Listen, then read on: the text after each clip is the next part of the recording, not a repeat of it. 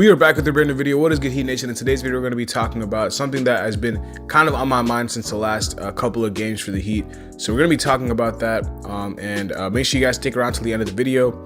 And yeah, leave a like, subscribe to the channel if you guys are new on the road to 3,000, and go check out my second channel, man. We are dropping videos there pretty consistently. It's you guys, like, the people there have been killing the views. Like shout out to anyone from this channel who's been coming over to watch the second channel videos, like NBA videos, NBA draft videos, college basketball videos, like everything is on that channel. So I just dropped my all-star ballot yesterday, so if you guys are interested in that, go check that out. Spoiler alert, there is a Heat player on there, so if you want to know who that is, it will be on my second channel, and so will my Twitter. So all of that will be on my on the description down below. And yeah, let's get right into it without further ado, man. So what we do got to talk about is something that's kind of been on my mind, and yesterday it kind of it was the last straw, essentially. I was like, yo, I gotta talk about this because, it's getting kind of ridiculous. Now, obviously, before this game, the Heat actually were, they were on a 4-game winning streak, and a lot of people were like, really hyped. They were like, yo, we're back on track, all this stuff. I kind of wanted to stay level-headed and just wait for a little bit, because it was against 4 teams that are not good. Essentially, we beat the Pacers, the Spurs, the Rockets, and the Thunder. Neither of those teams are anything special at all. And I didn't want to get hyped over beating a few lottery teams, and I wanted to see when a real challenge comes up, how we do against them. Now, obviously, the Bulls are not really playing too well this season, but on paper, they have a lot more talent than all these other teams, and they were going to be playing with desperation because they were on a 4-game losing streak as well. So I wanted to see how we did in the Bulls game before I made any judgments about whether we're back or whether the season is back on track, all that other stuff. So last night when I was watching the game, and it wasn't going well, as we all know, the Heat lost, and it was like, yo, what happened? Now, obviously, Jimmy Butler did not play, and Jimmy Butler is obviously the best player on this team, and without him, it's very hard to win, especially this season. But I just don't think that's really an excuse, to be honest, because last season we were winning games without Jimmy, we were winning games without Bam. We had players miss a lot of time last season, and we still ended up being the number 1 seed. This year, Jimmy Butler was out, and whenever Jimmy's out, we can never win, and it's a stark difference from last year. Now, obviously, the roster is not really too different. Obviously, PJ Tucker is the only loss, and I don't think he was the biggest reason that we're struggling this season. I just think it's the roster construction, and I still think we could have beaten the Bulls last night without Jimmy. The Bulls, like I said, on paper they're a good team, but they haven't been playing well. They're the 11th seed or the 12th seed, if I'm not mistaken. They're way below 500. They just gave up 150 points to the Timberwolves without their 2 best players. And yeah, they're not a good team. The Bulls are not that great. So they're better than the Thunder, the Spurs, the Rockets, and the Pacers, but they're still not anything special. So I still think we could have won that game with or without Jimmy Butler. And it was just a lot of the same signs that I've been seeing. It's a lot of the same patterns throughout this whole season. And this is what I have to talk about, because I think this is the biggest problem for this team, is the roster construction is terrible.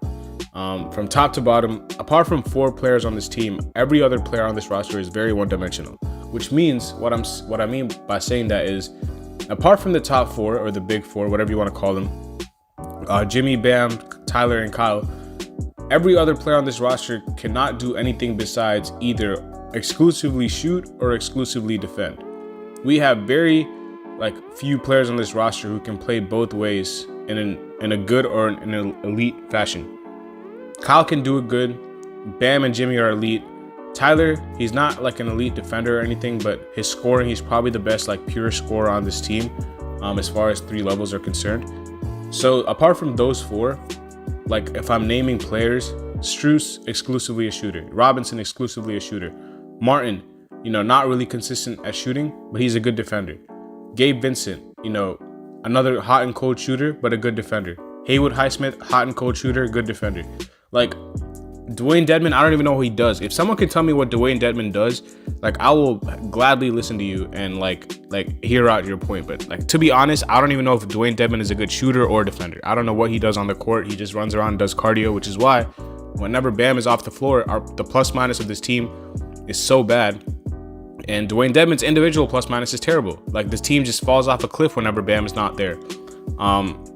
So yeah, I can just keep going on and on and on. You know, when I'm talking about players on this team who are extremely one-dimensional, even Victor Oladipo is, at this point, he's exclusively a defender. I'm like, it's very sad to see, but he's just not the same scorer that he was before his injuries when he was in Indiana.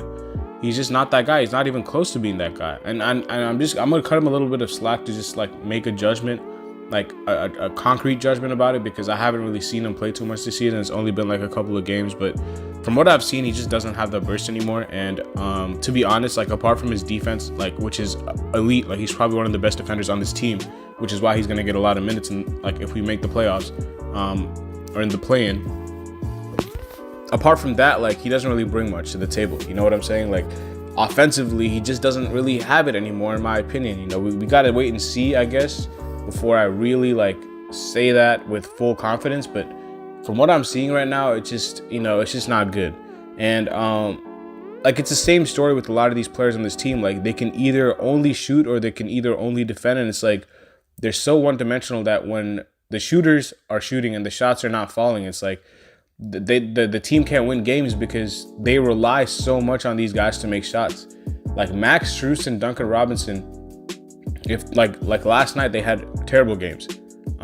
You know, Duncan hit a couple of threes here and there, but Max has been atrocious for like the past month now. I don't even think that's like getting like any like recognition. Like, he's been terrible. He's been missing shots for like the past month. He got benched in one of these games in the whole second half because of a coach's decision. He's been terrible. And this is what it is. When these guys are making shots, it looks really nice. But when they're not making shots, it's like, yo, like, this offense is so stagnant because it's so reliant upon shooters shooting the ball and spotting up and moving around and dribble handoffs and all this other stuff. It's not really relying on, you know, on anything else. You know, we have guys who pass up wide open layups for 3-point shots. And when those shots are falling, it's great. But when they're not falling, you know, what are we supposed to do? We're just not. The offense last night was disgusting, bro. It was terrible. And I know we didn't have Jimmy, and that plays a big part. But even without Jimmy, like, you know, it's a crime that after Bam, the second most people, or the second and third most players who have who are leading the Heat in shot attempts are Strus and Robinson. Hero, I mean, I guess that's kind of on him as well for not being aggressive in the second half, but these guys is like shooters who don't make shots. They're essentially just chuckers out there. They're hurting you more than they're helping you. Now, obviously, people can say, oh, they're out there for their gravity. That's fine. But like, the Bulls were content with leaving these guys open because they weren't making shots. So, you know, they're going to do the same thing in the play-in or in the playoffs when Jimmy and Bam are driving to the lane. They have no problem helping off of a shooter. And because the Heat, like, a lot of people think Duncan Robinson and Max Strus are like, you know, top 10 shooters in the league. I don't think so. I think they're good shooters, obviously. And when Duncan was at his peak, like when like in the bubble, and like the whole year, like 2020, 2019, like, he was amazing. But since then, he's fallen off. And Strus, you know, he's had his moments. Like last year, he had his moments. Like this year, he had like a 31-point game. But he's very streaky, bro. He's extremely streaky. He's not consistent, and that's literally what like this team is. It's not consistent. And you know, how do we address this problem? We just need to like make some changes and get players who are not one-dimensional. So, like, I really am a big fan of teams that have players that can shoot but are like scorers by nature. So like, when you're talking about players like that, it's like Terrence Ross. Terrence Ross can shoot. Like, obviously he's a very good shooter, but he's a bucket. Like, he's a scorer by nature. Jordan Clarkson, another one. You know what I'm saying? Like, even like when, like, obviously he's kind of fallen off now, but Evan Fournier was kind of that guy in Orlando. Like, he was a scorer who can also shoot. And that is a lot more valuable than having just a spot up shooter or a shooter who's just moving and who can't really put the ball on the floor, because we have so many lack of ball handlers on this team. Like, not so many, so much lack of ball handlers on this team, lack of ball handling on this team. And it's like, it hurts us because apart from our 4 best players, no one is really comfortable with handling the ball. Oladipo maybe, but like, you can't really rely on, if you're relying on Oladipo, and this is another thing because I don't think we addressed this either. And I'm sorry, I'm ranting a lot because there's a lot on my mind right now, and I just have to get that out of my mind on a video for you guys to listen to me. So I might be all over the place.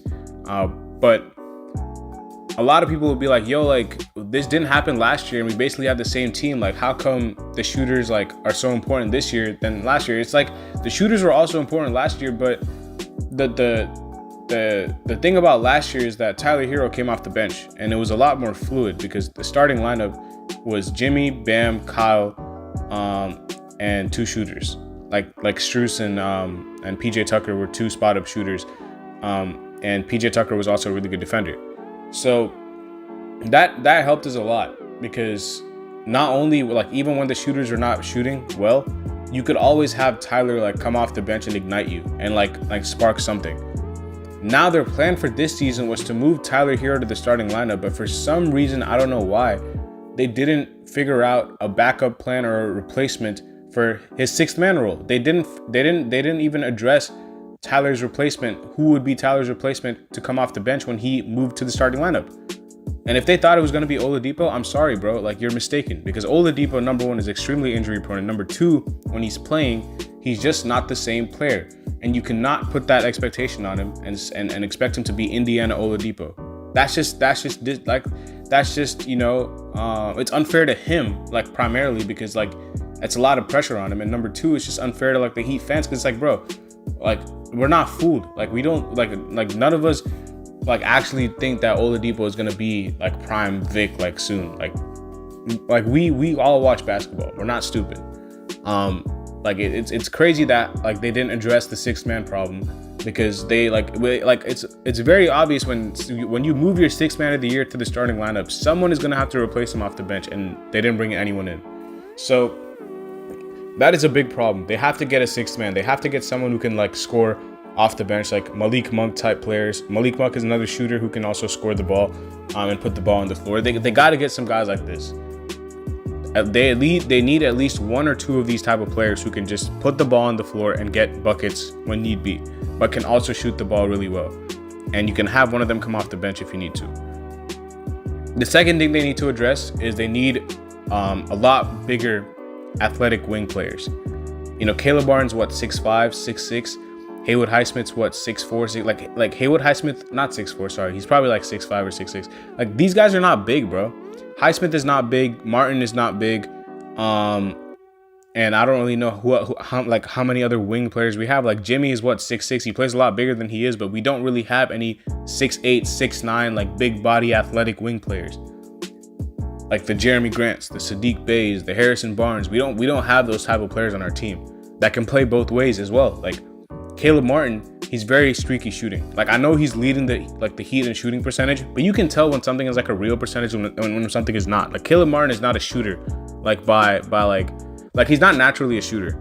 You know, he's knocking them down this season, which is good, but I expect it to take a dip just because he's not known for shooting the 3-point shot like extremely well. He's more of a slasher to me and a defender. So, and then Highsmith, you know, last night he was really good shooting the three, but we've seen also like games before where he's just gone completely missing from the 3-point line. So we need a lot more consistent athletic wing players, at least one or two of them, like Sadiq Bey, he's on the trade market, like Harrison Barnes, Kyle Kuzma, Jeremy Grant, like some of these type of like archetypal players, we need at least one or two of them on our squad as well. Because not only will they replace, you know, Caleb and be the starting power forward on this team, and Caleb's not a bad player, but it'll just move Caleb down to the bench role. It'll also make us bigger and more athletic and have more guys who can play both ways a lot more consistently. And the number three, we desperately need a backup center. I am extremely tired of seeing Dewayne Dedmon on the court. I think it's time, bro. I'm done. Like, I just cannot watch him play. Like, no disrespect to Dwayne, like I really like his personality. Like, he's a really like nice guy, and like he brings energy and all that stuff. And like when we first signed him, I actually made a video as to like we should sign Dewayne Dedmon, like I think a couple years ago, because he was out there, he was available, and he played pretty well. But this season it's just kind of just been a complete disappointment. It's been a disaster. And whenever Bam is not on the floor, this team falls off a cliff. So yeah, backup center spot definitely needs to be addressed. A sixth man needs to be addressed, and maybe like multiple guys of those archetypes who are scorers but that can also shoot. So which means that, you know, if Strus and Robinson are not making shots, for example, right now they can't really put the ball on the floor. Like, we all think Strus can like handle the ball a little bit. He can't. He is athletic, like sneaky athletic, and he can, you know, dunk on someone if he needs to, but like consistently, you're not asking him to put the ball on the floor if he's not making shots, bro. He's just gonna run around and relocate. It's the same thing with Robinson. Robinson is trying to add it to his game, but you just don't trust him with it. You know, a guy like Malik Monk, a guy like Terrence Ross, these guys are used to putting the ball on the floor even when they're not making shots, which means they can get to the mid-range area, they can get to the paint, they can get to the free throw line, and it just opens up the game so much more for not just them, but for also their teammates, and it makes the defense have to respect 3 areas of their game instead of just one. Robinson and Strus, teams can just run them off the 3-point line so easily, which is why they're so one-dimensional. So we need guys like that, and someone to be a 6th man replacement, because again, we did not replace Tyler Hero's spot when we moved into the starting lineup. We did not find a 6th man. And then number 3, like I said, athletic wing players, big wing players, guys who have some size who can help us on the boards, but can also play 2 ways really, really consistently. Like Saddiq Bey's asking price is only 1 first-round pick. Go ahead and get Saddiq Bey. He not only does he fit the profile of the type of player that we need, he's only like 22 or 23. He is a very young player. So we can develop him for the future as well, not just for the now. So there are guys out there. It's just a matter of whether the Heat want to do something or not. I don't expect them to do much. Like, I think they're just going to sit tight to the deadline. Like, that's just how they do it, I guess. But I think something is needed now. And, you know, we'll see what happens. But I just had to vent about it a little bit because it was kind of getting on my nerves. And not just saying that we shouldn't be happy after beating like teams, because a win is a win. But after beating 4 lottery teams, I've seen a lot of people saying, oh, we're back in this, that, and the third. And we're not. This team is still very inconsistent and it has a lot of holes that need to be fixed. But yeah, we're going to wrap it up here, man. Hopefully y'all enjoyed the video. Leave a like, subscribe, and comment down below. I'll see y'all later as always. Peace.